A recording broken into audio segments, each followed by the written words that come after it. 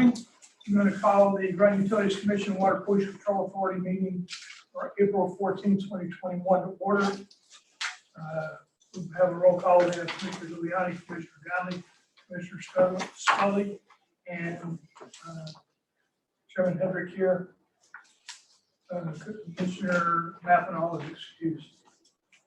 So the new business is management review of the proposed operating and capital budgets for the electric division for fiscal year 2021-2022. So, Dean, I'll turn it over to you. Yep, I'm gonna intro. Oh, yeah, you're gonna intro it, okay? And Ron, I'll turn it over to you. Can we just turn the microphones on so that we can pick this up? Yep, I'm on. So this year he made the recommendation that we try to make it a little bit more detailed when we go through the presentation. We rehearsed this the other day. The goal was to get this done in an hour and a half. And we kind of rehearsed it to allow that to happen. So what you have in front of you is you have the 3 official budgets that go through the system and get approved by Utility Commission and City Council, electric, water, and sewer. And then you also have a function highlights package, which goes through each functional area with a page and highlights certain whatever's in that cost category. And what we tried to do was highlight labor expense, non-labor expense, and then just budgetary lines that are over $50,000 to highlight major things. And as we go through this, we're basically going to start at a detail level and then zoom out further and have an overview at the end. So we're going to go through the details. I'm going to start with the org chart, and then I'll go into the administrative cost center, and then we're going to pass it around the room. Each of the general managers are going to do their departments, and then highlight projects, and then we're going to get back all the way out to where we get to E, and she's going to go through the broad revenue, expense, how the two work together to create, whether the checkbook goes up or down or whatever it is. So that's the way we're doing it. A couple of things I'm going to highlight ahead of time so that if you hear about it and you want to ask more questions, feel free, but there are things that aren't necessarily pure operational and maintenance. So there's, like, if you add all the divisions up, there's about $12 million of salary and supply work that's just routine operations and maintenance. There's another $22 million worth of capital work on top of that, funded a myriad of ways between bonding and non-bonding and rate stabilization fund, because the cost of service study that we did decided that we didn't need to borrow more in the electric account. We would actually use rate stabilization funds, spend that down a little bit to get the balance down. So a couple other items there is we'll be doing municipal building office work. On the other side of the building is TVC and Atlantic Broadband leaves the building. So we're getting rid of the asbestos and cleaning up offices on that side. We have a singular item to create an emergency action plan. The cost of service study for sewer is next up and will be coming right out as we begin this budget year. We have PCB project phase 2 for the filtration plant, which is $500,000 spent to finish PCBs as it relates to the filtration plant. To date, phase 1 was everything that had PCBs contained that the project touched. Then we got the Poquatonic Cove Bridge crossing, which is what we had to do in order to get the $15 million grant. That's about $1 million project that's still pending and going to go out to bid momentarily.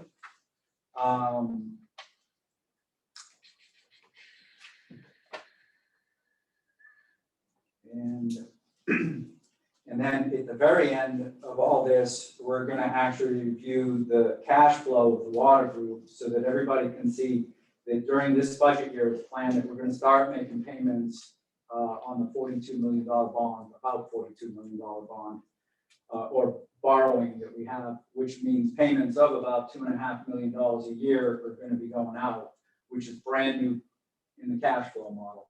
So we're gonna see what that does to our cash on hand over the next few years, and so that everybody understands that. The other major highlight is as related to that, and I'll flow right into the org chart at this point, is that the organization is budgeting down 8 personnel in the org chart we have in front of you. 5 years ago, I've been here 6 years now, this month or next month. And 5 years ago, when I presented my first budget, we actually presented an org chart that had operations as consolidated with water and electric. As much as the guy said that water and electric does not mix, we have made the attempt to operationally align the companies so that we're doing operations similarly. Just as we have created basically an engineering department, projects and planning, that has aligned water and electric engineering with the engineering technical aids to work together to accomplish projects. So the largest change is that we've budgeted down 10. So in the lower left corner, you see the proposed is the change. So in electric, we budgeted down the mechanic that we added last year to maintain the fleet. We made a good attempt at trying to go down the road and have a mechanic, and we're not able to get there in an easy manner. So we unbudgeted the position this year. The 0.5 in both water and electric was a call before you dig position. It was going to be shared services to do call before you dig, but we were not successful in implementing that position at the salary we thought that it should be at. And then water is down 8. And that's 2 in the filtration plant, 2 in distribution, 2 in the water meter shop, and I missed one. Reservoir Patrol. Oh, watershed. 2 in the Watershed Patrol. That's correct. Back in 2019's budget, so back in 2018, we actually went up in the water 6 positions, 6 or 7, to account for attrition and succession planning. So we're currently at what we're proposing for budget in water due to just people retiring and moving along. And during the year, we're going to be analyzing to make sure that we're appropriately staffed so that we have everything covered. But if you go back to 4 years ago, we're only 1 personnel off what we had budgeted back in the water department. If that just made sense. So that's the org chart. Feel free to ask any questions today or over the next week as you look at things. Feel free to. How many of these positions are open? Or not filled at this time? Do you know that? But we actually do track that. If you watch how many positions there are out of the whole 120 to 130 people, there's usually between 5 and 10 positions open. And I'll guarantee you now there's probably 8. My gut tells me it's 8, but it could be a little higher or lower. Linda, I was talking to HR the other day, and she has hired, while she's been here, I believe 70. It's a giant number. It's a giant number. I'm not going to say that. That's across the whole city? Yeah. That does not. So she's been busy, and I believe Linda's been here 4 years. Almost 4. So with that said, are there any other questions on the org chart?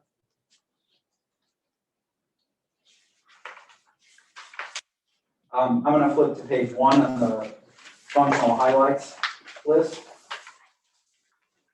And basically that's the admin and finance budget. There was basically no change in labor and no change in non-labor expense. And we listed some budget lines that are over 50,000. It's legal, it's dues for all the associations that the different companies are in. There's professional services, and discretionary fund. Other than that, nothing's really changed here. We did budget the custodians' clothing into this account this year because the utility carries the 3 custodians. One works primarily operations, the other 2 work primarily out of this building. That includes maintenance. With that, I'll just see if there's questions or anything. I mean, you're gonna find that this is a Me Too budget. We're not changing much except for the staffing and water. And with that, we're gonna go around the room, and each person's gonna carry their functionality. So the next one is administrative and general.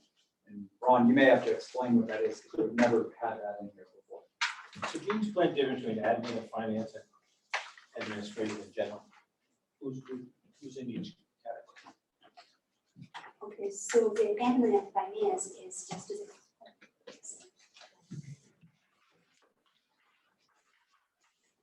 Okay, the admin and finance is just for the administration and the finance group. Their with their labor and non-labor cost and normal operating expense.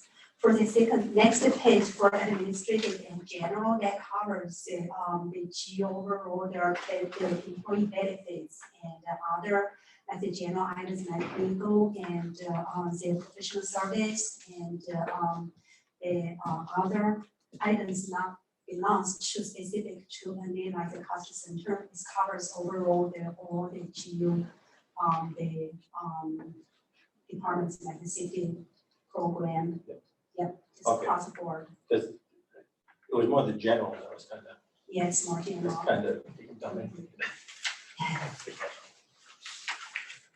Okay, thank you. So I want to first by thanking Pete, Nicole, and the finance staff, all the GMs. There's a lot of time spent in putting these budgets together and a lot of hours go back and forth. So I just want to thank everybody involved in the process to get these put together. It was a lot of work. So we look at the admin in general, you'll see that there's some significant swings up and down. We'll kind of look at the bottom piece, mainly the employee benefit side. You'll see there's an increase of the pension, which is 40%. That was related to the 7/1/2020 actuarial report, which we did make some changes to our assumptions. We brought our interest rate down, and we did the mortality table, which we switched over, shows that municipal employees are living longer. So there were some changes that were made, and this again is a change that's across citywide from the pension standpoint. So that was to true that up, and that's the increase based on the ADC from that 7/1/2020 actuary report. The OPEB, again, was a true up based on actual FTEs. What we do citywide there is budget for $2,620 per person. It's a random number. It was the number when I started here, and we just continued that way. We continually fund the OPEB trust fund and stay true to that to try to get that built up so we can eventually use it. What does the acronym stand for? It's other post-employment benefits. So the main piece there is the health insurance for retirees. So hopefully within a couple of years, we can start using that trust fund, similar to the pension, to start funding the retiree medical insurance, as opposed to doing a pay-as-you-go and budgeting for those expenses. The medical insurance is up 4%. Again, that's across the board. Not significantly up, but just across the board to make sure that our self-health fund stays fully funded. No change life insurance, professional services.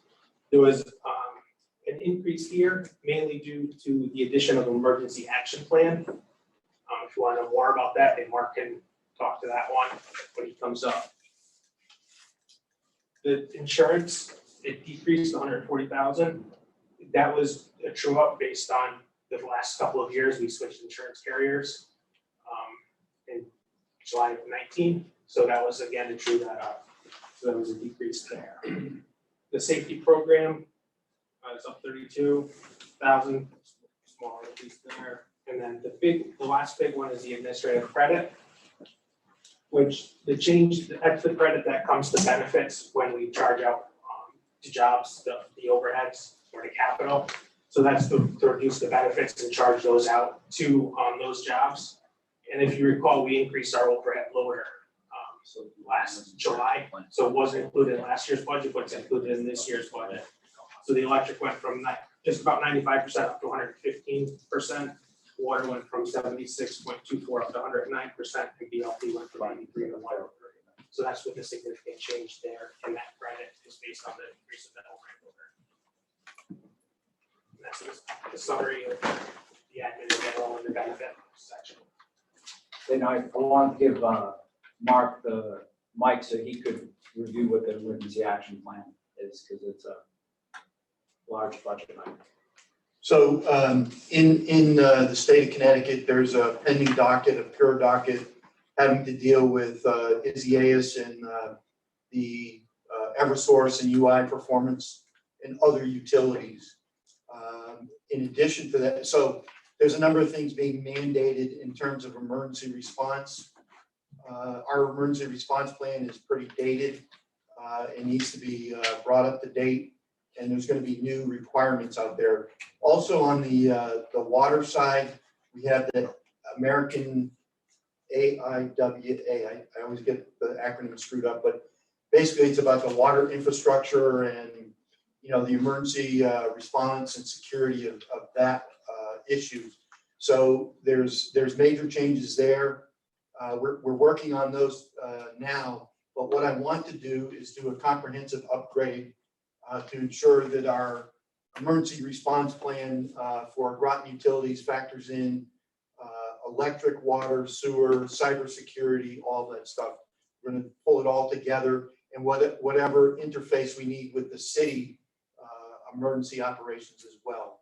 So that's the idea about bringing in a consultant to bring the plans up to date, provide training where it needs to be, where we need some training, get us up on the incident command system, and also do some kind of a drill. So that's what that's for. Questions? Actually, how long will it take to commit the whole program to completion?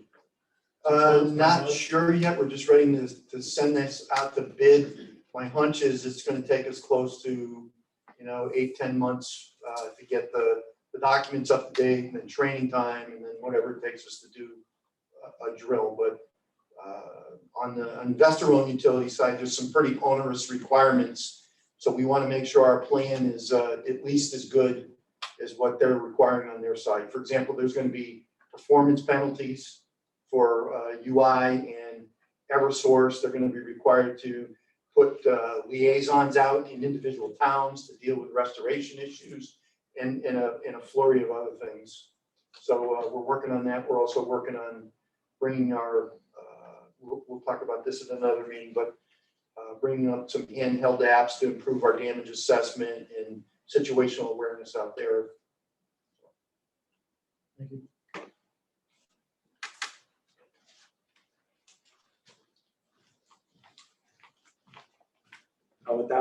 With that, we can go ahead, Len, you can do key count. Morning. Key counts is made up of 4 individuals. The analyst does all the work on the metering for the large scale customers and all the substations with the START software. Conservation is another major account for us. It's funding comes from 2.5 mils for all the kilowatt hours that are consumed by our customers.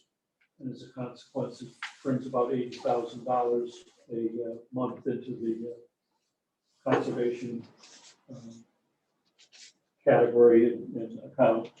And then we're going forward with presently into next year, increased spending in that account for developing larger rebates and more rebates, primarily with lighting and heating, ventilating, and air conditioning. We just announced the going forward levels of conservation there, which is basically doubling the cost of the rebates for the HVAC devices. In the reduction of the account, key accounts, we got communications and economic development with the third person that basically is working with all the grants and endeavors that we make with more communications with our customers as well as our employees. So it's a new highlighted area that's working very well, we believe. The reductions basically in the next year's fiscal year is 15% because the key account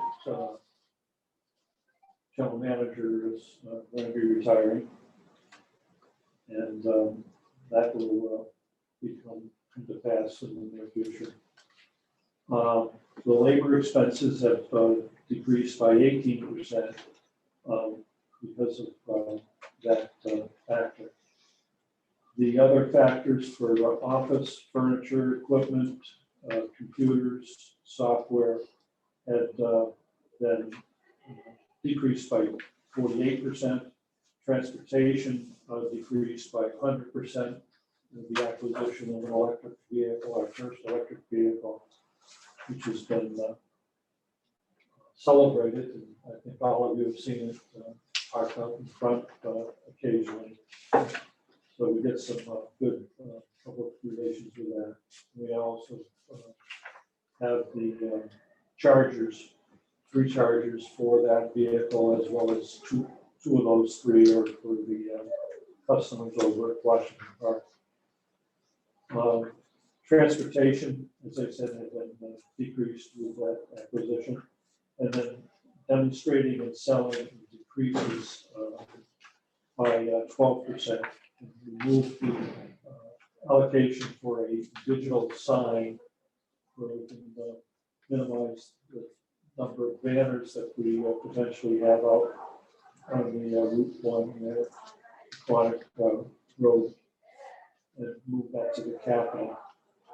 The highlights of the sponsorships, over $50,000 and $96,000 budgeted, which is about the same as last year, of all the grants and donations that are administered by the key accounts group. On the non-bonded capital, we have a digital sign of $30,000, and for the Stark server, and Stark is basically the main billing and measuring of all of our largest customers, as well as our substations. That's servers being upgraded for the fee of $6,000 in budgeted items. Any questions? The digital sign, where's that going?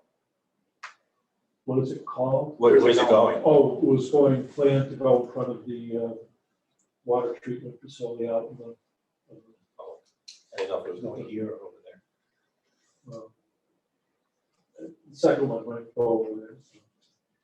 It could also take it be used for emergency situations, storms and so forth, with warnings. So it's going to be a community endeavor.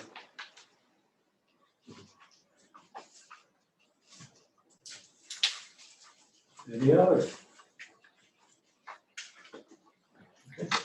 Back Thank you.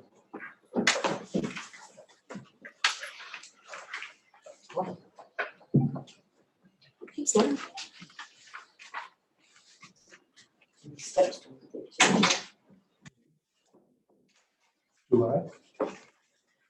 Morning. Morning. Page 4, function highlights for IT. Notice it's fairly simple, no change in the proposed headcount, nominal change in the labor expense to cover standard increases. Non-labor expense is down. Those are highlighted below. 5% decrease is approximately $57,000.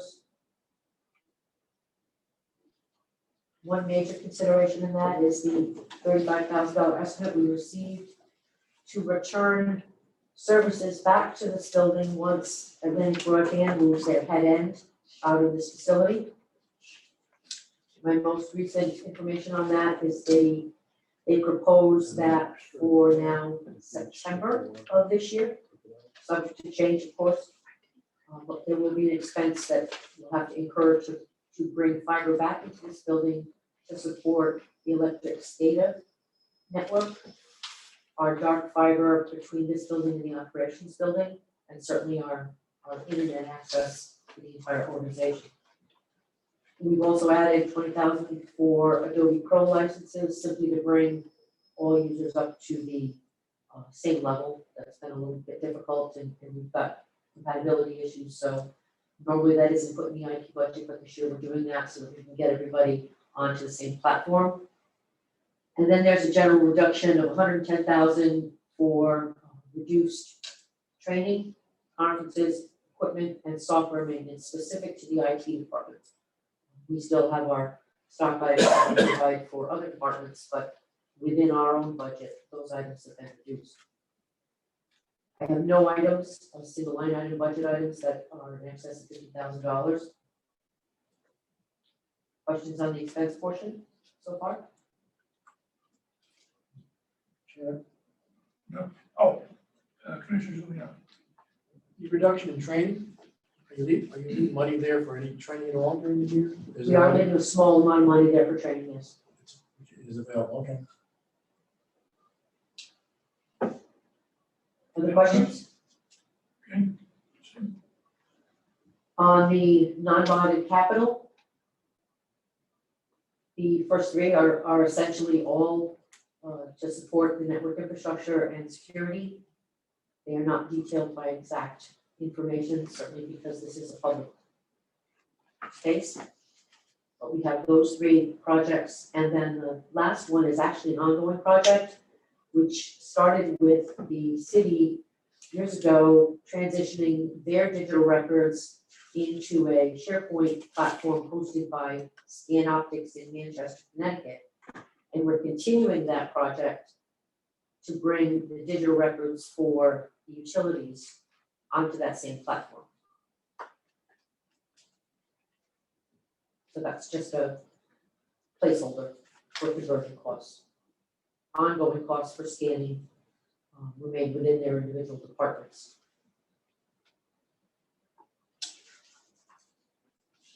Any questions?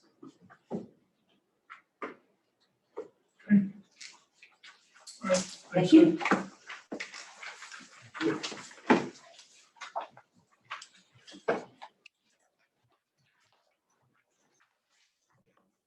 Morning, everybody. How are you?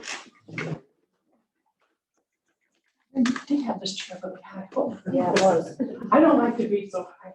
I hadn't touched it. So on the customer service side, most of our budget is mostly expense, stuff that we can't really control. It's based on customers and what we need to provide to our customers. A couple of things is our labor expense is the standard union increases that they get annually. Some of the non-labor expense increases is obviously we have a postage increase. We have auto pay, which has caused an increase with Paymentus by roughly about 35 1,000. Just an example of what auto pay is going to do to our paymentas is pre-auto pay, we ran roughly about 15,000 a month for customers to be able to make payments over a customer portal. Today I got the invoice in and it was 23,000 a month. So, and that's with no advertising for auto pay at all. So our customer portal expense for customers to be able to pay the auto pay, which is credit card or checks, that is going to slowly increase. And some of the bank fees will probably decrease, but they're not going to wash because obviously it's more expensive for a customer to be able to pay through the portal than it is sending a standard check and the bank processing it. We've got a couple of upgrades that need to happen. One of the big ones is our current customer portal is eCare, which is part of the North Star customer information system. That is basically end of life. They are continuing to support it, but we can no longer do any upgrades, and that includes any security patches or anything. So we need to upgrade to another software that's called Silver Blaze. It is actually a software that they own. So it is roughly about a $55,000 upgrade, and that will be for Basra will also, just as a heads up, that Basra will also have to pay $55,000 because we have two separate databases for our customer information system. We also need to upgrade our handheld devices and our reading devices for both water and electric. The devices that we have are no longer supported, so we do need to upgrade both the devices themselves and also the hardware that we use.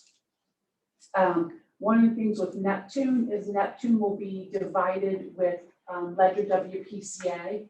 That is not reflected here. I did reflect what the total cost would be. And I also did that with postage. I looked at the postage as a whole, but the postage is also divided between Ledger WPCA, Basra Light and Power, the city, and then Groton Utilities. So we do bill out our postage to whatever department that we're billing or that we're sending invoices or mailing for. We did pick up an additional support for your annual fee for the RNI, which is the regional network interface, and that is for electric. And that was a new interface that we need to put in, so that was an additional $27,000 annual fee.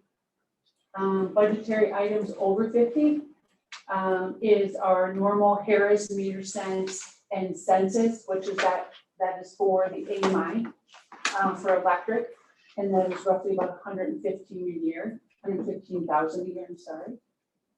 Corporate mailing, that is for the mailing out of the invoices and also the postage. And then paymentas is obviously our customer ability to make payments via over the customer portal or online. And then obviously we put in for the eCare upgrade, which is the actual customer portal itself.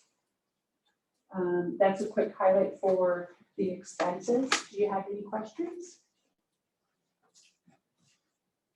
So if we're increasing our use of the auto pay, do we see a decrease in our labor? I mean, will you be able to eliminate anyone because of that, or? No, Okay. because the interesting thing is that we have pushed all the customers to call and not come in the office. So actually, in the past couple of years, our phone has actually increased. And it doesn't sound like a lot, but we've increased roughly about 300 calls a month. Because everything can be done over the phone, from signing up for service to disconnecting to, obviously we send the customers to our IVR to make payments, but all that is done over the phone. So our phone conversations are longer. where we used to be an average of roughly about any place between a minute to like 2 minutes. Now our average is actually sits right around like 2 minutes and 45 seconds on the average. So the phone calls are longer, so you can't eliminate staff because customers are doing auto pay. We are shifting and moving staff. We are actually increasing our billing department.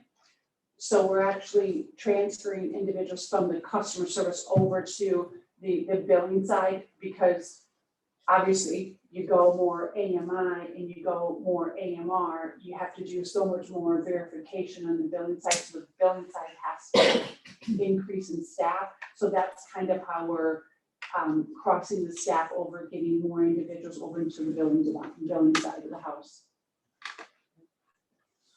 Do you know the percentage of customers that use auto pay? Currently, right now, the last time I looked, we had roughly about 1,500 customers on auto pay for Groton Utilities, and we had roughly about 400 for Basra. But we have a tremendous amount of people that use the portal. Like any given day, we're processing any place between probably 175 to 300 payments through the portal. And to help you out, most of them are credit cards, which you pay a percentage for, you know, yeah.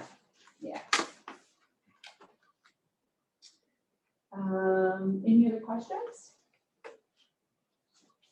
On the capital side, the non-bonded, everything that is in there is actually for the redesign of the office. That's been carried over for the past few years as we go forward and be able to revamp customer service to have it more secure, and just the carpet removal and the asbestos and all that stuff. So we've been continuing to carry that over. There is also a software upgrade, and it says Dash Kiosk for 50 grand. That has been carried over for the past couple of years also. I'm in the process of looking at getting 2 kiosks, which is a payment kiosk for customers to be able to make payments via cash, check, or credit card outside of our office hours. So they would be able to, basically, it's like an ATM machine. They are able to go and make their payments and look at their bill history. Any questions? Anything else? Commissioner Giuliano. Redesign up here, is that gonna exist totally over on this side of the building? I'm sorry, what? Redesign, Yes. that's all, that, Yes, it's Part of for the customer service, looking at customer service, that whole side, IT. I think we actually incorporated, and Bruce can actually touch on this also, getting HR or human resources put where they need to go, and completely getting that whole side set up, correct. so things will be moving around, changing completely that whole section. Boy, I sure hope so. Boy, I sure hope so. And this asbestos removal is for that project? Yes. And some of it is already done. As we've kind of moved people around and put new furniture, we've done the removal at that time.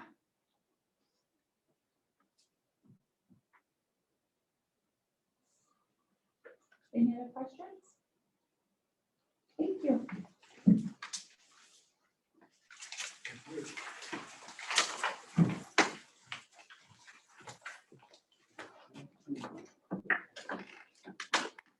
Good morning. So this morning we're talking about electric operations first. Electric operations, we're for the next year, we're looking at 38 FTEs. That's down by 1.5. That's a garage mechanic that we took out of the budget, and half the call before you dig.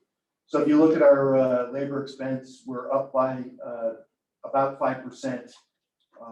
And that's mainly due to the increases for the union and union employees with proposed performance increases as well. So non-labor expense, we're flat, basically no change, $137.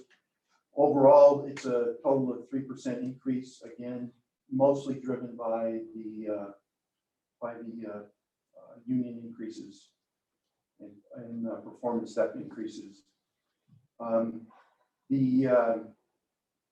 The budgeted items over $50,000, again, this hasn't changed. We haven't changed categories.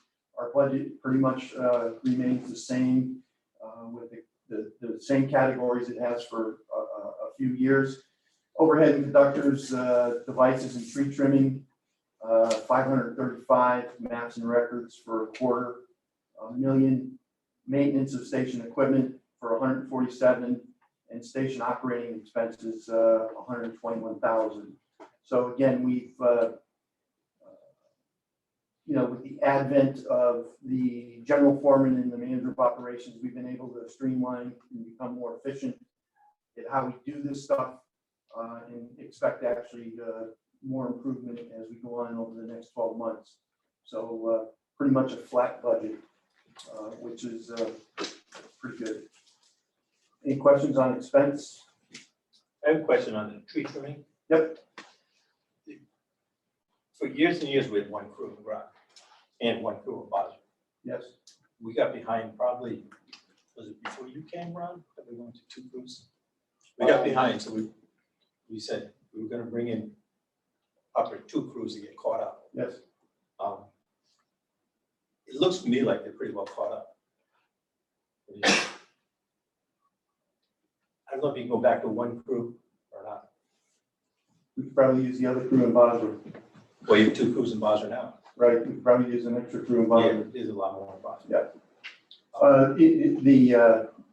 Obviously, George, you know that this is our largest driver of outages, right? And you are correct. We are having a greater than 99% reliability, which means the tree trimming program is working, right? But it doesn't take long, 2 years, 3 years, and all of a sudden you're having tree trimming again. We also, there's a lot of dead trees out there that we're investigating, because a lot of the trees that died 2 years ago are just starting to come down. As you've seen, we've had a couple of big outages, actually just in the last couple of windstorms, right? Big trees that are dead and they finally come over. But so, good question though. Yeah, I just know when we went to 2 crews, at least our intention at the time, the team there, was just to get caught up. But it does pay off, you're right? It pays dividends for sure. But it's something we can keep an eye on, and actually, if it gets even more better, if it improves even more here in Groton, we can certainly use it in Basra, because we are not caught up in Basra. No, I don't know if you can get caught up, but It'd be very difficult. All set on expense? All right, for capital and the non-bonded capital side, we have $2.2 million worth of distribution projects planned, 484,000 of substation. Metering is continuing on, the full deployment of the AMI. iRestore app and facility upgrades for about 1. The iRestore app is, I've been trying to drive our improved performance and more efficient performance of our damage assessment. And there's other applications like maintenance and inspections these handheld apps would help us with. So that's in the budget. Our vehicle replacement plan, we plan to spend about $670,000, $695,000, sorry, in the next 12 months.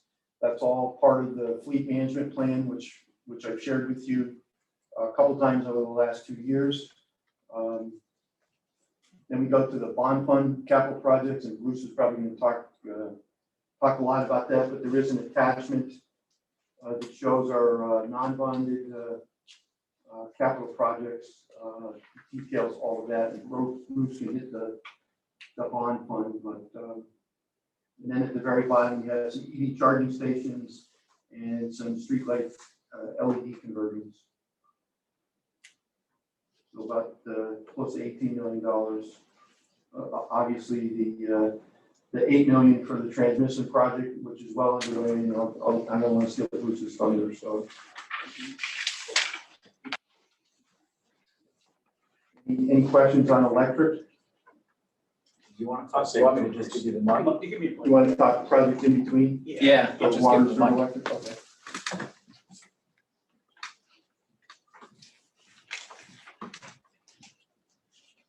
So this can be present, right? Morning. Morning. Just go through some of the quick details of all this stuff. The bonding is, some of that is from the old 2016 bonding and stuff like that. Some of the projects, and I'll just go through quickly some of the projects. Some of it is military highway, the pole replacements, and then on the 323 line from, basically, we're gonna be doing that next year. And going back to the transmission is $8 million right now. That's part of a $15.2 million project that we're basically was approved back a couple of months, and you'll be seeing some requests for POs for next utility mission meeting. Approximately about a little under $2.5 million, stuff like that for Blue Rock. The LED light conversion, we have a plan going forward. Well, basically, it's start converting stuff private lights. We got planned out right now for 200,000 by next month. We'll have it up to almost 400,000.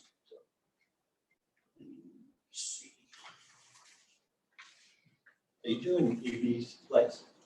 It's not yet, George. I thought I heard. The lights we're talking about is in Navy housing and stuff like that so far. All overhead, overhead? Some overhead, some Cobra heads in there, and then another private place too, so some decorative lights. And on the non-bonded stuff, again, the facility upgrades, part of that is gonna be over at Electric Ops. To start doing that upgrades, get a firm on basically help us to get the design done stuff.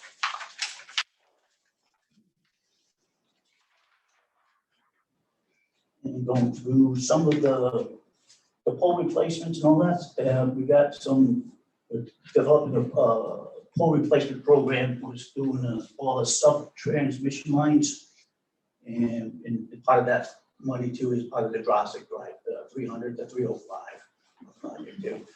The underground, again, we'll go back to Thomas Road, that's part of that. And same thing in Canal Drive, the backfeed on that too. So we're planning on doing that for office. Meter job, meter department, we're planning on doing the replacement of 700 AMI meters. And going down to, Mark talked about the vehicles and the substation placement equipment, some batteries and so on. That's some of the bigger jobs that we're doing.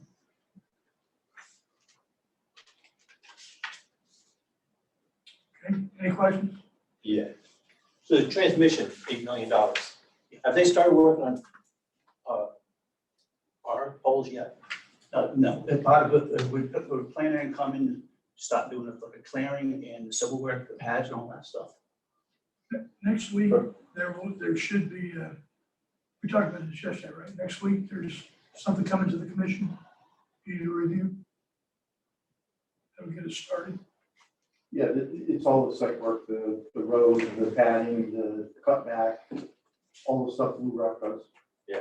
Right, you haven't approved the purchase order to move ahead with the pole replacement. So next week, you'll approve a purchase order, issuing purchase orders for all the site work that goes underneath the poles. And subsequent to that, you'll see the the job to start the polls. Okay, because we had a $15 million bond, it was only 8 years, but this substation, 2.6 million. Is that for the work in the substation under that same project? Judge? The substation work is basically for the 2 new transformers with, not Buddington, Pleasant Valley. Pleasant Valley, yes. You're replacing both transformers at Pleasant Valley? We're looking at replacing both transformers at Pleasant Valley. We had a big discussion on whether Pleasant Valley was even necessary. And we arrived at the conclusion that, yeah, it is. And for future reliability, resiliency, and possible growth. So actually, I thought Pleasant Valley was 1 transformer for $1.2 million. It's 2. Yes. Okay, sorry. You're not getting 2 transformers for 1.2 million. No, That'd be a good deal. 1 transformer is 1.2 million. Nice try. Well, you could buy one from South Korea. You could buy from South Korea for that.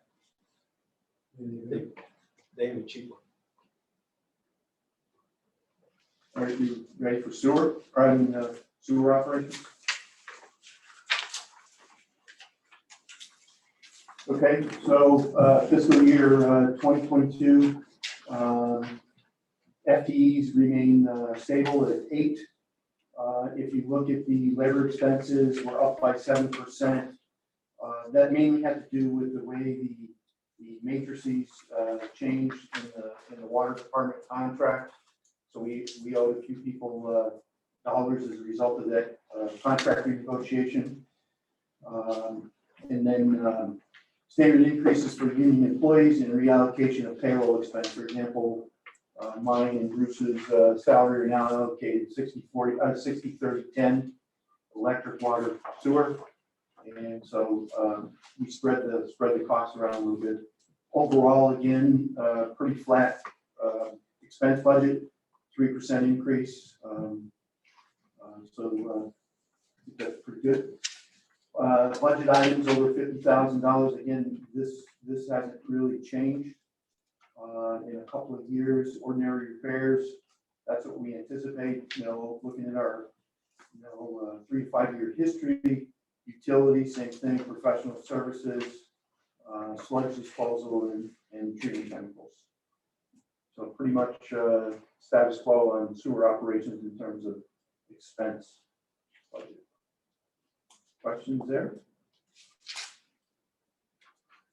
You indicated a labor increase because of contract. Yeah, they shifted, they eliminated some classifications on the water side, some lower. And so a few people got some back pay. It's a very small component of this. But would be paid out between now and June 30th, rather than being pushed into the next year. Actually, let me speak on that. That was paid out, right? Yes. Okay. And another thing is Mark mentioned about the reallocate some of the employees' labor cost, like to GM and to staff one person. Last year budget we allocated 50-50 to water, electric, and this year we budgeted as the overall allocation we did for all of the share costs. We allocated for employees the labor cost by 60, 30, and 10 for electric, water, and sewer. So that's the part of that is due to the 10% labor allocation to the sewer division.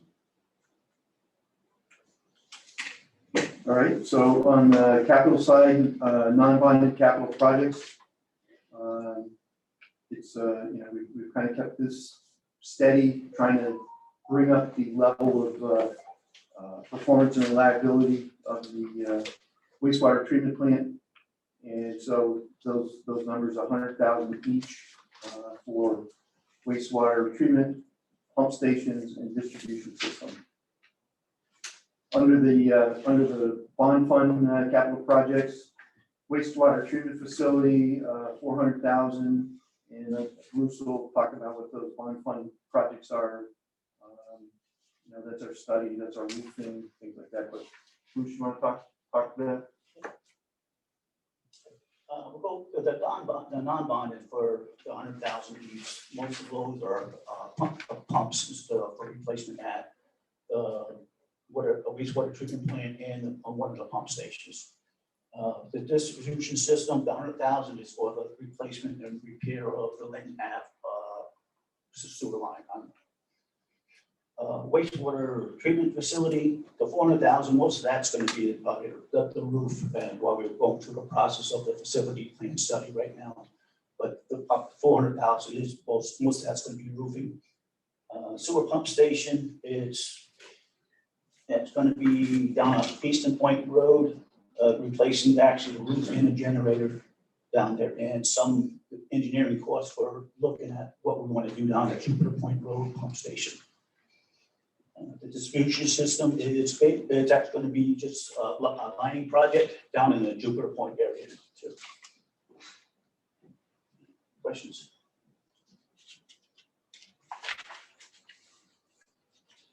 Any questions? Okay. So we move on to water operations.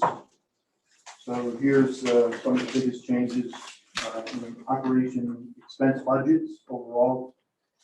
Our labor expense, you'll see we're down by 14% overall. Labor expense down by 18, and that's because of an 8.5 FTE decrease. And we'll talk about the cash flow and why we had to do that. I can tell you there was tremendous gnashing of teeth on this. We spent hours and hours and hours on this, and in order for the water personnel to understand why we were removing FTEs, he actually spent 2.5 hours in the conference room with spreadsheets and going over the cash flow with me, Rick Stevens, Ray Valentini, and Bruce Krasuski to make sure we fully understood. And I think you'll see she did a great job, and you'll see why we had to do what we need to do. So that in consideration, we did have an overall decrease of 14%. We still are giving standard increases for the union, non-union, and performance-based step increases as applicable. And we did cut 41K out of our professional service, 45K for power costs, and $30,000 for purification, mainly because we're changing chemicals in the way we purify. If you look at budgeted items over 50,000, that's about what we pay for power, professional services, chemicals. There's nothing that stands out here. This is pretty run of the mill for the water operations department. The main thing was, the few decreases up there in services, power, and purification, but mainly the labor costs was the driver. Questions on the expense side for water ops? Bring the new tank, 320,000, is it? That's not for the tank. That would be, well, You can answer that first. Yeah, that's for bringing the tank at 320,000. That's just the start of basically getting the design, maybe a purchase of a piece of land. that's a couple million. It's gonna be. So this is the designer. Why don't you hit the rest of the project? Distribution system, that's based, 500,000 is for the replacement of water lines. One of the areas that we're going to concentrate and continue on is in Central Ave area. Low lift pump station, that's part of the replacement, getting the screening in there. We actually went through that. Couple of commissions that we have Ray Pierce on board through our master service agreement. The low lift pump thing we just talked about, and the metering is to replace the replacement of meters. The PCB removal, Ron talked about that already. And the same thing with the DPH consent agreement, that's the Walkatonic crossing. So, And the water treatment plant, that's basically to finish the upgrades of what we have started up at the water treatment plant. And that also folds in with the security upgrades, with the security analysis that's ongoing for the water side. And the result of that is the emergency action plan coming out, but also an increase of security, locking down the doors with passkeys and stuff like that for the facility. I want to comment just on the PCB removal on the non-capital side. So if you recall, probably more than a year ago, I was in here telling you, and we were proposing that this could be several $1 million that could stretch out over 30 years, right? I sat in this chair and told you that. Back then, that was the what we were worried about. So today, as of yesterday, our plan goes out for a year, and it'll be totally remediated. So I think this has been a very successful endeavor when we were dealt a pretty bad hand a year and a half ago. So Now, this is not new construction, this is remediate. PCB that had previously existed in the old plant. That's what this is. So this is the remediation of those PCBs. Correct. So. What it means is they took care of the large portion of our problem as part of the water treatment project. Exactly. And what we have left after they leave is going to be pretty small compared to what originally was estimated at. Yep. Any other questions for me? Electric, water, sewer? Anything else from the commission? You can just stay with John. Well, thank you, Ron. Okay, Ron, what do you want to go next? So we'll just continue with the packet that we're at before we go into the individual overview of the budgets. And what we kind of want to talk about is what's leading the water department to kind of cut back and really tighten up this year. The first, on page 12, you'll see when the project was originally projected, the former GM put together a projection of revenues. You could, with the 4% increase that we started back when the project was first going through. So you see that the revenue started in 2017 at just under 11 million, with projection going out in 2026 of just over 15 million, again with those 4% increases built in. Due to no fault of anybody, I just want to make that clear. This was truly a projection that was done at that point in time. We have slowly seen decreases in volumes, mainly in the industrial class, which has led to revenues falling below this projection. So if we flip to the next page, which is page 13, there's two separate lines here. The blue one is that original projection from the slide we just looked at. And then the next one is historical through our budget of fiscal year 22. And then again with the projection with the same volume as 2022 through 26 with the rate increases. So you can see that when we project out to fiscal year 22, we're at 1.7 million below that projection. And going out to fiscal year 2026, we're just about 2 million below. So that is kind of what has caused the situation that we're in, is just that the sales haven't come to where that original projection was. And then now, again, with that payment being due for the loan is what's really what this all into play. The final page on this is the cash flow projection, which is again where our cash flow has been historically from fiscal year 17, and that is the red line versus the orange line, which is the cost of service minimum cash balance required. So you see there was a little bit of a spike in 18. That was when we issued the bond funds, because the cash does include that. So that's why there was a spike there. And as you can see, historically, it's over the last few years up to fiscal 22, it's gone down with a projection just below the minimum cash balance in 2023. Then projected out to 2026 will be roughly 3 million below the minimum cash balance with all things being equal.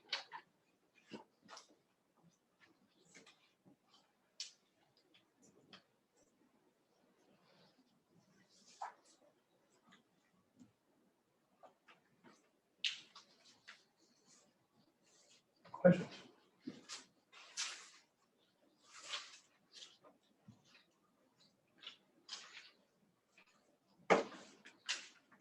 So lots of absorbed. Yeah, it is.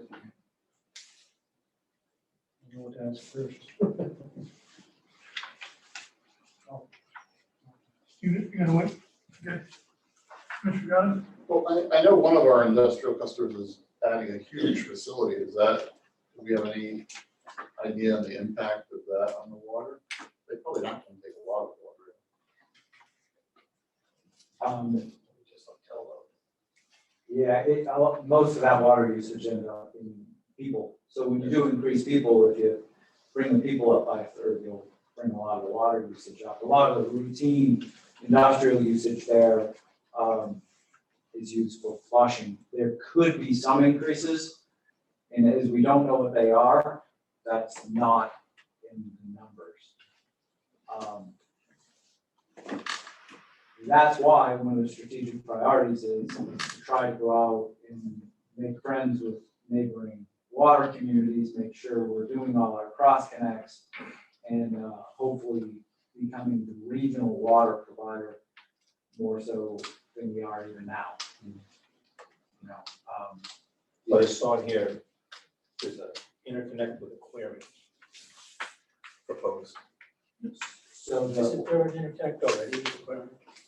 there's one interconnect with Aquarian. It's envisioned that as the oral school project, if the oral school project moves forward in Mystic, that would be the second connection to Aquarian, and we're very prepared to provide water to Aquarian to supply that development in that section of their distribution system. Those kind of projects, even apartment complexes are good for water. Yeah, people use water, they flush toilets.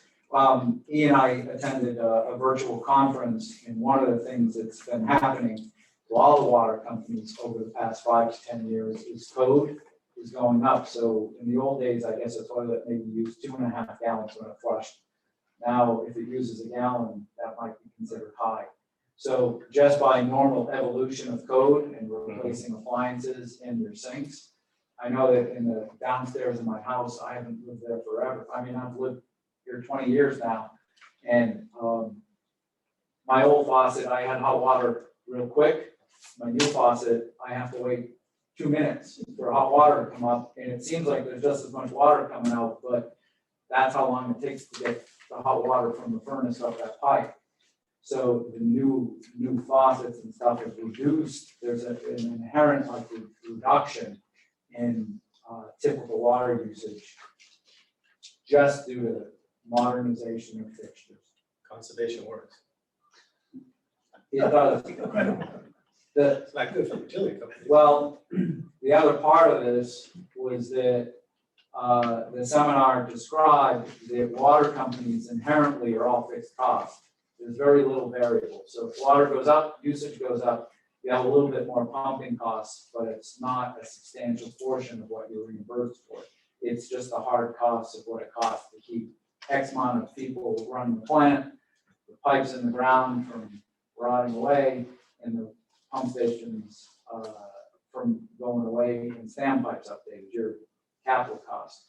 So what it correlated was every $1 million less in revenue you get means you've got to increase your rate by $1 million to keep the same revenue. So you're inherently in a water company basically revenue neutral.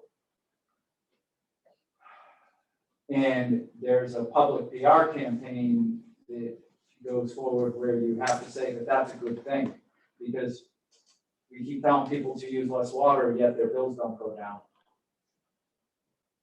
And that's the nature of the business. And that's what the whole discussion was, is how do you deal with that? And what they were investigating was the long-term ability to reduce the size and the capacity of your system based on that those conservation measures in using less water. So you're not supposed to overbuild the size of your water plant, your pipes, or your pumping stations. You're supposed to be downsizing those as you go. We may not have got that memo 10 years ago when we did our water plant. And maybe it could have been phased in a little bit different, so we did half of it and then half later. But that's water under the bridge at this point. So to speak. No, but if we go after additional customers, we have excess capacity. Even if you take into account safe yield, we're about 9 million gallons a day, somewhere in there.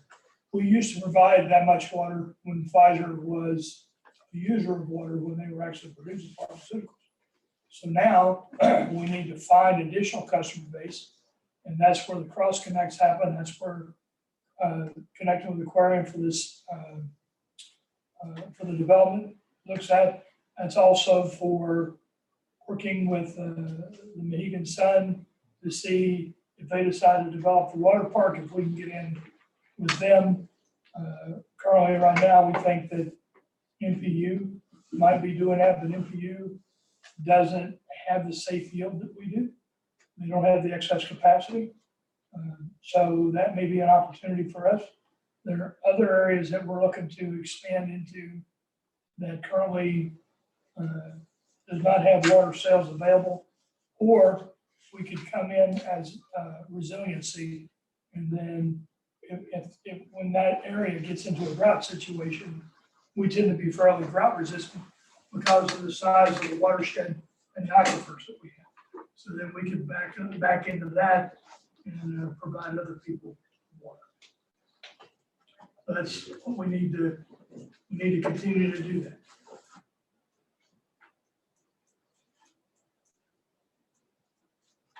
The last thing I'll point out in the cash flow is if you look at FY 2026, the predicted unrestricted cash balance on the lower right side of that is about $3 million.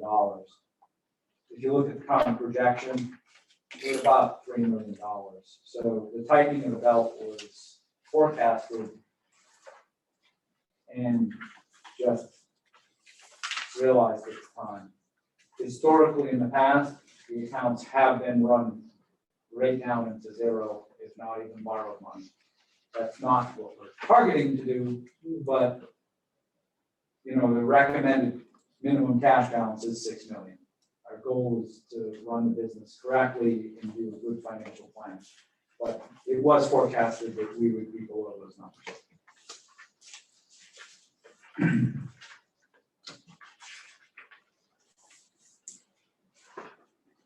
Okay, Ron, do you want to go next? Abby, okay, he is going to go through. So we're going to go through. This is a review of the capital budget for electric, and then we'll go to the next one, which is water, and then last for sewer. So you go ahead. Thank you, everyone. So each of the cost centers already discussed, they proposed their own department, the budget and the highlights to talk about the details. So what I'm going to do next is I'm going to go through the summary of the budget for each division and present to the commissioners. So I'm going to start with electric division. So you can open that the package of the electric division operating and capital budget. So I'm going to start with the revenue side. The revenue developed for the 20 budget year 22 and is using the approved new rates with 1.3 decrease effective April 1st of 2021, and also with the historic sales data ending December 31st of 2020. So overall, 22 budget kilowatt hours usage is 0.6% lower than fiscal year 21 budget. The new rates combined with the decreased usage kilowatt hours resulted in a 1% decrease or 517,000 decrease in total electric revenue, which is 55 million, including the pass-through sales to the federal and DB. This is overall from the revenue side, and for the power cost budget for fiscal year 22, you can see the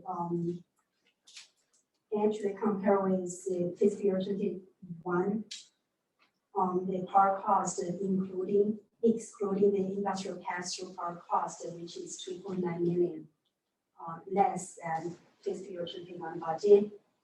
This change include the 2.5 million were projected to take it down from the restabilization funds. We will utilize the restabilization funds to fund 50% of our non-bonded capital project for fiscal year 22, which is as our customer service study. Originally, we planned to spend 5 million capital for the electric division for next 5 years, and 50% will bonded, and another 50% will be funded by our own cash. Since we did the customer study, we reviewed our current cash level, and we decided we have enough cash to support our capital projects. So instead of borrowing, issue the fund borrowing, we're going to utilize the restabilization funds to fund the non-bonded capital project. So that's why choose here our budget power cost will have likely utilized 2.5 million cash from our restabilization funds. That's a major change from here. Any questions from here?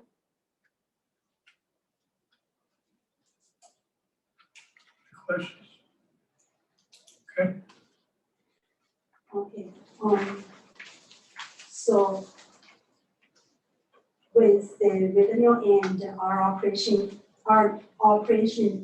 expense, which already like the total operation and maintenance expense proposed for 22 is 16.5 million, which is increased by 1% for 91,000 from last year's budget. It's pretty small change, and breakdown by the labor and non-labor expense. The labor increase 4% or 185,000 compared to the 2021 budget, which already like explained by each of the customer service division. And non-labor costs increased by 1% overall, or the 93,000. Also allocated by the different cost center, which we already discussed individually. So another thing is the next is the return to the city per calculation, and we're going to propose the same 4.1 million for budget year 22, the same as the 21 budget, and the return to the city.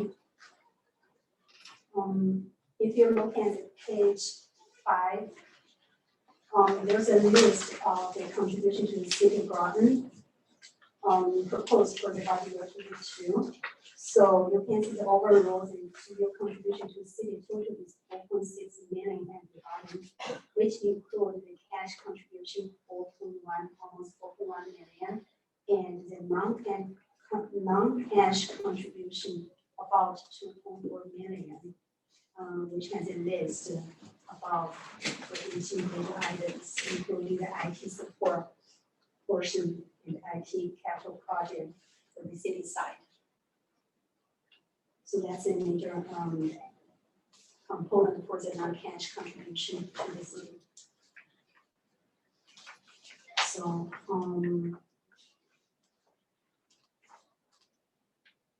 then it brings to the operating earnings.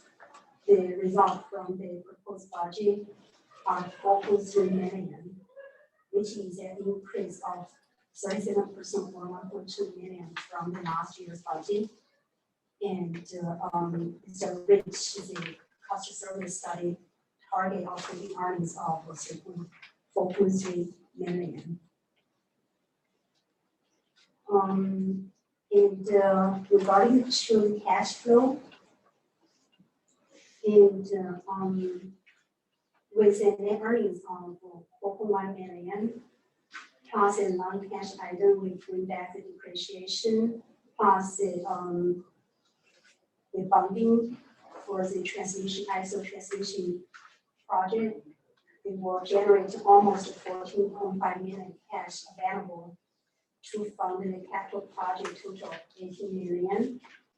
And another 4 million for the debt service requirement. And it will result in the net cash flow from the operation is a decrease of 7.8 million for the budget year 2022. So this 7.8 million decrease, including 4.5 million for the funded capital project for the 2016 borrowing, which the money were already borrowed like 5 years ago, and for 5 years the funded capital project, and we're going to spend all the money we borrowed from the 2016 and finish the funded capital project we planned like 5 years ago.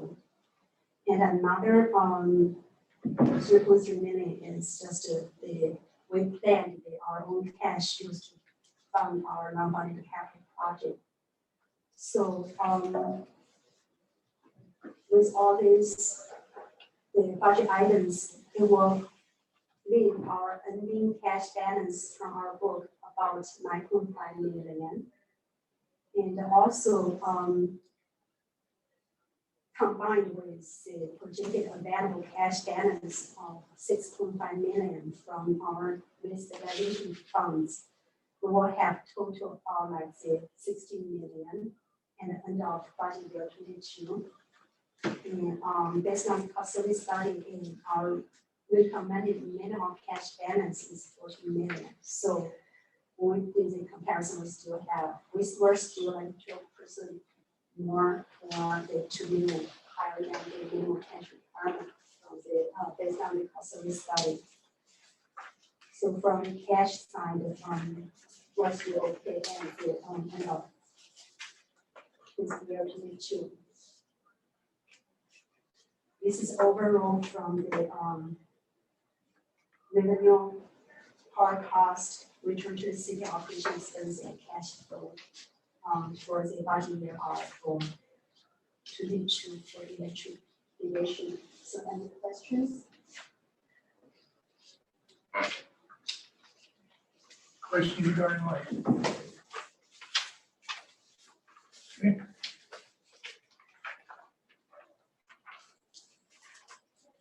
Like I said, probably there's a lot of information today. If you don't ask today, or if you have any more questions, you can email us or call us before the next Wednesday. We still can discuss and answer the questions regarding the budget, the proposed budget.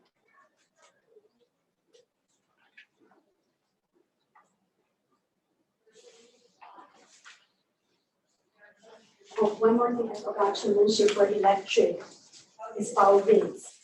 So Aaron is not here, but we thank Aaron to spend time to update. So we mentioned about for the budget year 22, we are adding new rates starting April 1st of 21 with 1.3% increase. So if you turn to the page 4, we have a rate comparison to benchmark for residential rates.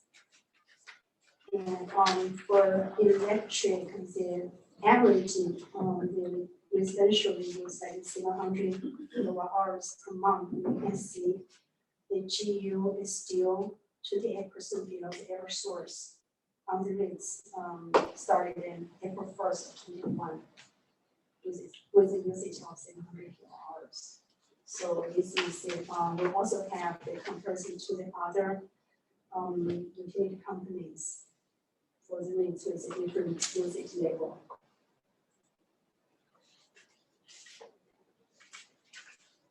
So any questions on this page?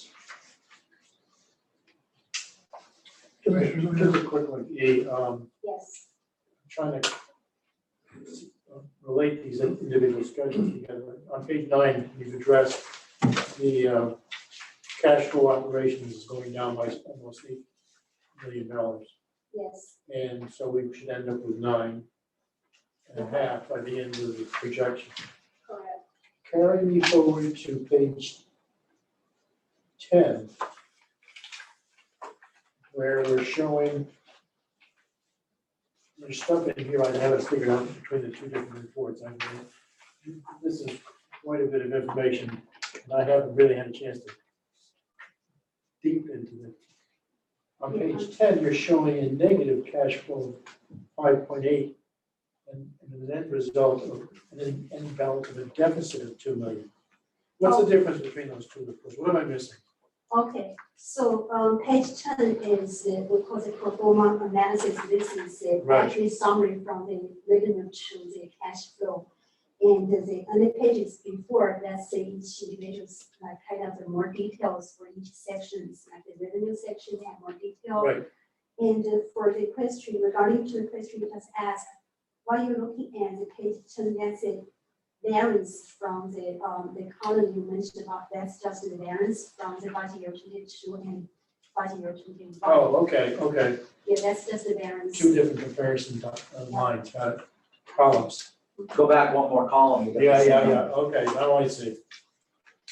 I just didn't, it didn't work. I didn't understand that, okay. Yeah, that page 10 Yeah. is the simplest overview. Yeah.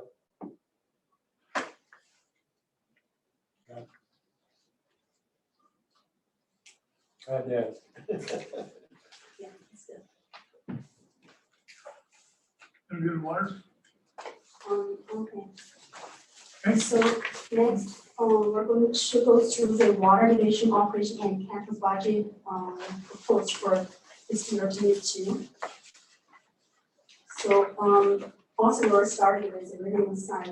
For the, budget year 22, our rate will increase by 4%, which is approved, rate increase, which will be effective October 1st of 2021. And we budgeted the revenue based on the new rates, and also with the historic sales data ending December 31st, 2020, same as electric. So this is the second rate increase for the 3 years approved rate increase. Overall, the cubic feet sales budgeted for fiscal year 22 are 2% lower than the sales budgeted for 21. And this is part of like the impact of the COVID and also the some changes we kind of projected and pretty conservative. And the new rates combined with the decrease in cubic feet sales result in an increase of 3% or $345,000 in total water revenue of 11 million for 22.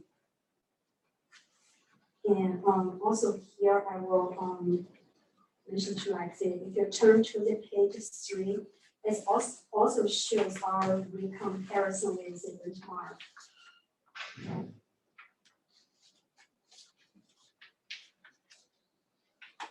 So this comparison they haven't updated with the GO October 21 rates, but they use the current rates, which is effective October 1st of 2020.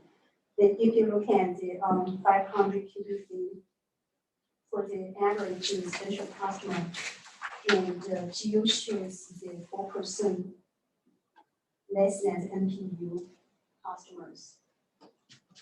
That's the rate comparison, GO versus the benchmark.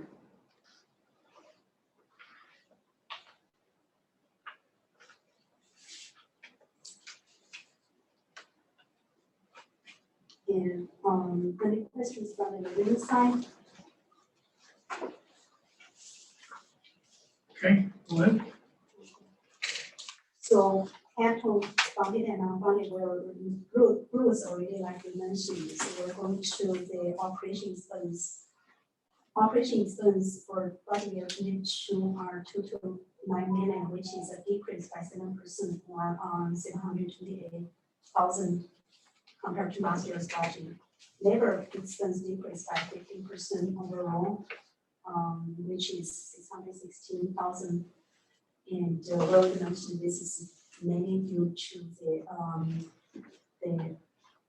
reduction of the headcount of 8.5 for the 22. And non-labor expense overall is decreased by 2% or 130,000 compared to 21, which is allocated to the different cost center, which we already reviewed individually.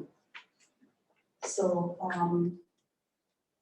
overall, the operating earnings from the proposed budget year 22 are 4,000, which is 2,000 higher than last year's budget, but still like 826,000 below the cost service target operating earnings of 826,000.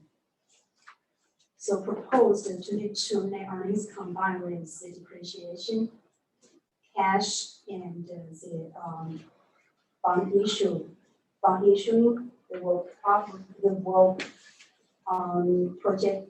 generate about 4.3 million to fund the capital project and the service requirements. And on the 22 budget result in a net decrease of the cash flow from operations 1.6 million. This is a major because for budget year 22 we'll start paying the water treatment plant and loan, which is about 2.5 million each year. We're going to start paying, and including 1.9 million principal and 765,000 for interest. So this is a major reason caused the decrease of the cash flow from the budget year 22. So this year 22 proposed budget purchases a total cash balance about 7.2 million. Compared with the cost service recommended required minimal cash balance 5.9 million, we're still like 22% over the higher than the minimum requirement, which is about 1.3 million. So for fiscal year 22 budget for cash flow standpoint should be good for the year 22. This is overall the summary view from the revenue operation cash flow standpoint for the water budget for fiscal year 22. Any questions for that? Okay, go ahead.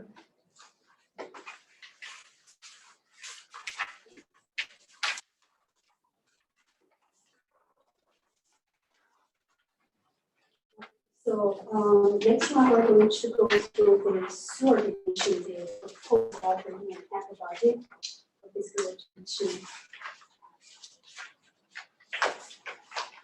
You can see the sewer revenue are budgeted based on the current rates with the historic sales data. And for fiscal year 22 budget, we're budget with no rate increase. But we're going to start a new cost of service study for the sewer rates in fiscal year 22.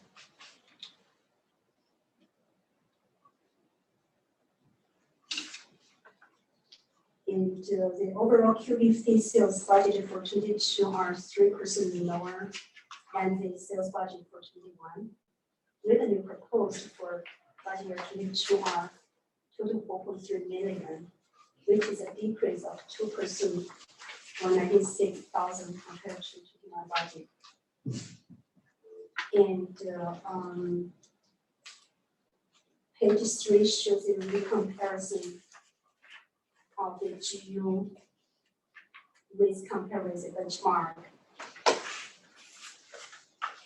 Turn to the page 3 and look at the average 500 cubic feet residential customer rates, you can see the GU is still 30% less than the NTU customers and the 500 cubic feet usage level.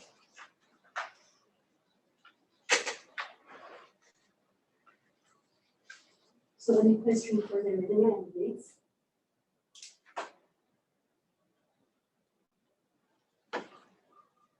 Developing benchmarks for rates on sewer is very difficult. Because New London does not necessarily include all their capital costs in their rate. A lot of it is still on the property tax side. So finding a parallel rate is very, very, very difficult for sewer. Norwich is about the closest. In the town, it's totally different. That was the town. The flat rate, just $33 a month. Yeah. Where it comes out to. And then they also have the additional tax for their capital. That's right, they have a sewer tax.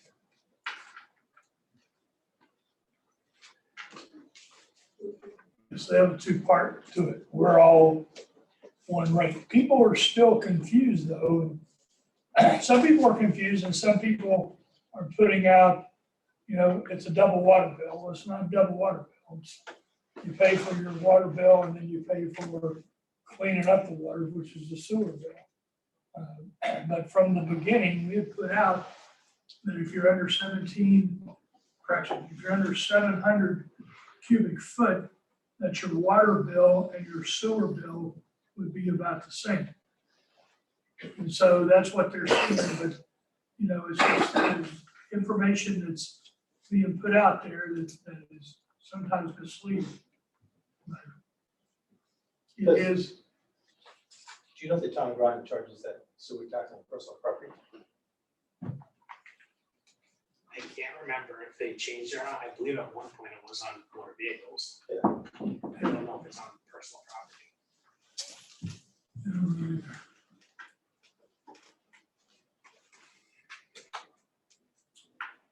Okay, so next is the capital project. The total capital project we budgeted for sewer for 22 is 1.3 million, which includes the 340 for the non-funding capital and 995,000 for the funding capital, which was already reviewed with the group earlier. And just one thing I want to mention is for since the sewer was removed from the city side to the geo side since fiscal year 2018, and back to that time we don't know how much of the cash the sewer might have. So the past 2 years we didn't budget and then like the non-bond capital for the sewer operation. And we said we're going to see how much cash based on the how much cash we have available. And but this year we did budget, including the operation, sewer operation, we budgeted the non-bond capital 340,000, and trying to utilize some of the cash the sewer division built it up to try to support the our infrastructure which needed going forward. So this is something for the capital the budget, the difference this year compared to the prior budget year. For the operating and maintenance operating expense side, the overall for the fiscal year 22, the sewer budget is 3.4 million total operating and maintenance expense, which is 2% or the 65,000 more than budget year 2021. And when we break it out to the labor and non-labor expense is increased by 6% or the 7,000 overall compared to year 21. And due to the standard increase, and we mentioned about there's the, some employees are reallocation the labor cost to the appropriate the divisions. And the headcounts proposed for 22 remain the same as we mentioned earlier. And non-labor expenses decreased by by 6,000 compared to 21. And allocate to the different cost center which we reviewed earlier. And so operating earnings resulting from the revenue and operation expense proposed for 22 is 506,000, which is 25% or 165,000 more lower than the budget year 21. And also lower than conservative study target for 763,000. This is the operating earning, the budget. And for net earnings combined with depreciation cash and the bonding issue money, and it will generate about 1.6 million cash to fund the capital project and also the service requirements. The overall, they will result in a net decrease of cash flow from operation about 122,000. And this major reason is, like I mentioned before, and we started the budget and now budget capital from the year 22. And we're going to start using some of the cash to build it up to update our facilities. So overall, for the fiscal year 22 proposed budget projected ending cash balance of about 4 million. Compared with the cost service study requirement minimum cash balance 1.8, we still have like almost 2.2 million higher than that. So for a cash flow standpoint, we're still good for the fiscal year 22 budget. So this is the overall for the sewer budget proposed 22 for the revenue, operation, expense, and cash flow side. And are there any questions for sewer side?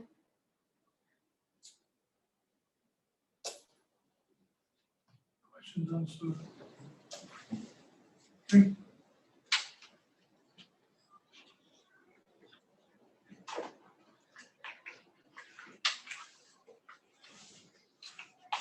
We might be good, but just like he said, please call the office or email or text if you have any questions whatsoever.